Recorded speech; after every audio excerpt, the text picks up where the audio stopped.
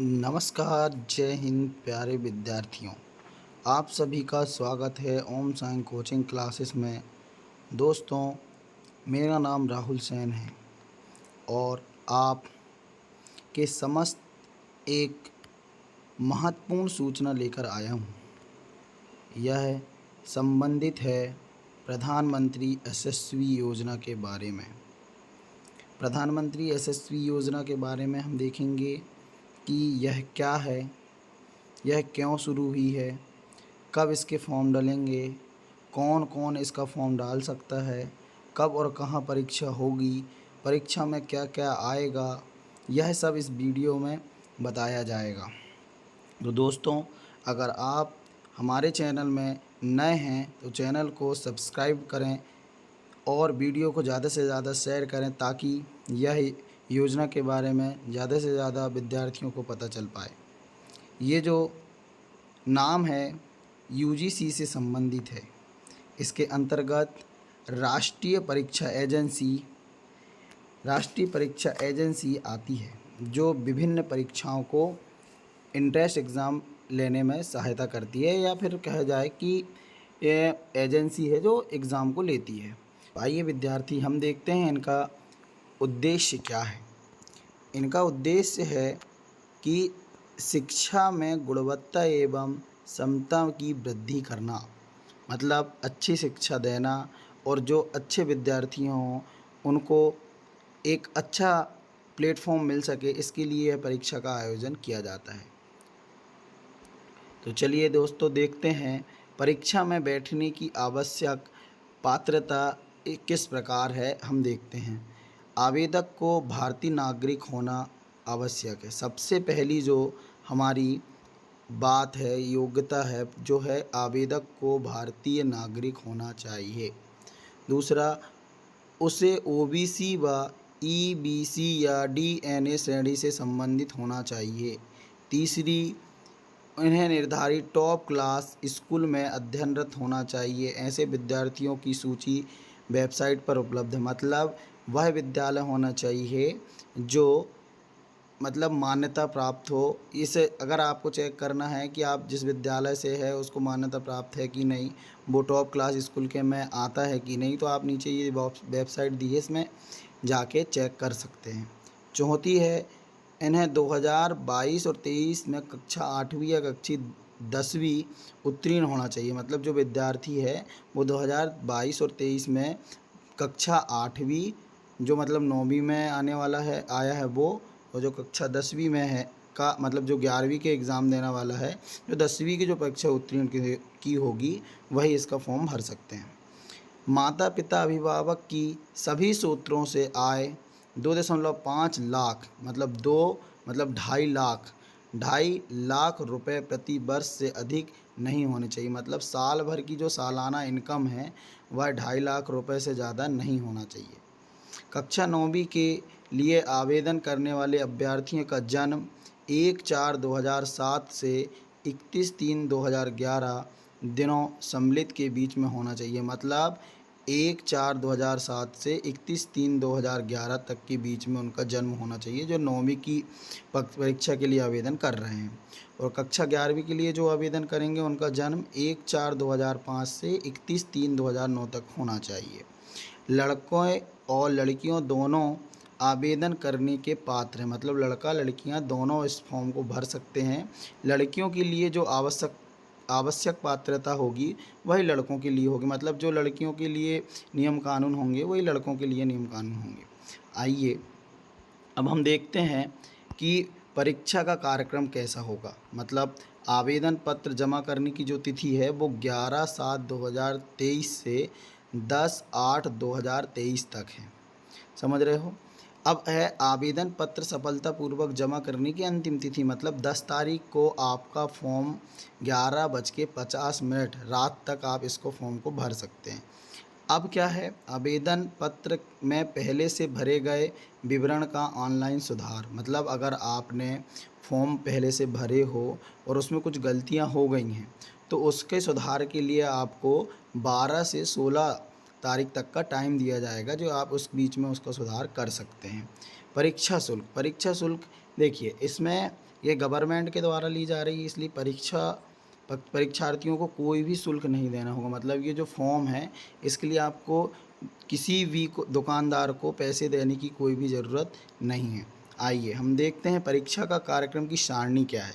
परीक्षा की तिथि, मतलब आपको जो परीक्षा की तिथि है वो 29/9/2023 दिन शुक्रवार के दिन, मतलब 29 सितंबर को आपका पेपर होगा शुक्रवार के दिन। परीक्षा की पद्धति जो होगी पेपर पेन मोड OMR का मतलब ये है कि यह आपसे पेपर के रूप में एग्ज़ाम लेगा, कंप्यूटर बेस एग्ज़ाम नहीं लेगा। क्योंकि क्या होता है, जो छोटी क्लास के बच्चे होते हैं उनको कंप्यूटर का इतना बेसिक नॉलेज या फिर नॉर्मल बेसिक नॉलेज ही हो पाता है, इसलिए ये पेपर पेन मोड के द्वारा, मतलब OMR साइड मतलब इसमें गोला लगा के, जैसे कि इस तरीके से गोला लगा के आप एग्ज़ाम लिया जाता है। चलिए अब देखते हैं परीक्षा की अवधि। परीक्षा की अवधि का मतलब ये है कि परीक्षा में कितना टाइम दिया जाएगा। तो 2.5 मतलब 2.5 घंटे, मतलब 150 मिनट आपको परीक्षा के प्रश्न हल करने के लिए दिए जाएंगे। अगर आप किसी कारणवश लेट हो जाते हैं तो आपको परीक्षा शुरू होने के 30 मिनट पहले ही परीक्षा केंद्र में प्रवेश दिया जाएगा। चलिए अब देखते हैं हम परीक्षा की योजना क्या है। मतलब परीक्षा हम जिसकी तैयारी कर रहे हैं उसमें हमारा जो पेपर है वो कैसे आएगा, हम क्या पढ़ें क्या ना पढ़ें, हम गणित पढ़ें कि विज्ञान पढ़ें, क्या पढ़ें। तो आइए हम देखते हैं कि परीक्षा वस्तुनिष्ठ प्रकार की होगी जिसमें बहुविकल्पी प्रश्न होंगे। मतलब बहुविकल्पी का मतलब ये है कि सही विकल्प चुनिए टाइप का, जैसे कि 4 क्वेश्चन दिए रहेंगे आपको, वो एक क्वेश्चन दिया रहेगा जिसका 4 विकल्प दिए रहेंगे, उसमें से आपको एक सही उत्तर को छांटना है। जिसमें आपकी गणित जो है वह 30 प्रश्न आएंगे। गणित के कितने प्रश्न आएंगे? 30 प्रश्न आएंगे जो 30 नंबर के होंगे। विज्ञान के 25 प्रश्न आएंगे जो 25 नंबर के होंगे। सामाजिक विज्ञान के आपके 25 प्रश्न आएंगे जो 25 नंबर के होंगे। और सामान्य अभिज्ञता या ज्ञान, मतलब कुल मिला के, या रीजनिंग वगैरह जनरल नॉलेज के बारे में ये आपसे 20 क्वेश्चन पूछेंगे जो 20 नंबर के होंगे। और टोटल कुल अंक होंगे 100 और प्रश्नों की संख्या होगी 100।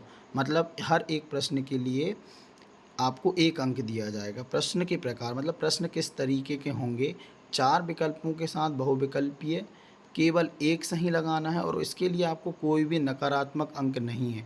मतलब अगर आपका कोई प्रश्न गलत हो जाता है तो आपका उस गलत प्रश्न का कोई भी अंक नहीं काटा जाएगा। और परीक्षा की जो अवधि है आपको 150 मिनट, मतलब 2.5 घंटे दिए जाएंगे। आइए हम देखते हैं कि परीक्षा में अब हमको कितने अंक लाना है, जिसके वजह से हम मतलब जिसके कारण हम परीक्षा में पास हो रहे हैं फेल हो रहे हैं उसका पता चलेगा। मतलब जैसे 100 नंबर का पेपर है तो आपको 35%, मतलब आपको जो टोटल है 35% अंक लेके आना है। 35% का मतलब ये है कि आपको 100 में से लगभग 35 नंबर लेके आना है। 35 नंबर लेके आना, जिससे आप क्या होंगे, उस परीक्षा में उत्तीर्ण माने जाएंगे। प्रश्न पत्र का माध्यम। प्रश्न पत्र का माध्यम मतलब आप प्रश्न पत्र को हिंदी और इंग्लिश दोनों लैंग्वेज में प्रश्न पत्र आपको मिलेगा। आप हिंदी मीडियम के तो हिंदी मीडियम से करेंगे और इंग्लिश मीडियम के हैं तो आप इंग्लिश मीडियम से करेंगे। ये हम देखते हैं कि परीक्षा का पाठ्यक्रम क्या है।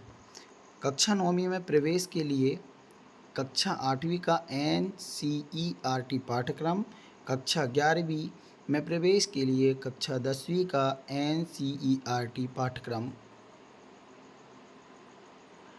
जो पाठ्यक्रम है वह पाठ्यक्रम जो है, अब देखिए इसमें क्या है कि मतलब आप जो कक्षा 8वीं में पढ़े थे, कक्षा 8वीं की अगर आप जो पूरी बुक है उसको अगर आप NCERT बुक को पूरा पढ़ लेते हैं तो उससे ही आपका पूरा पेपर आएगा।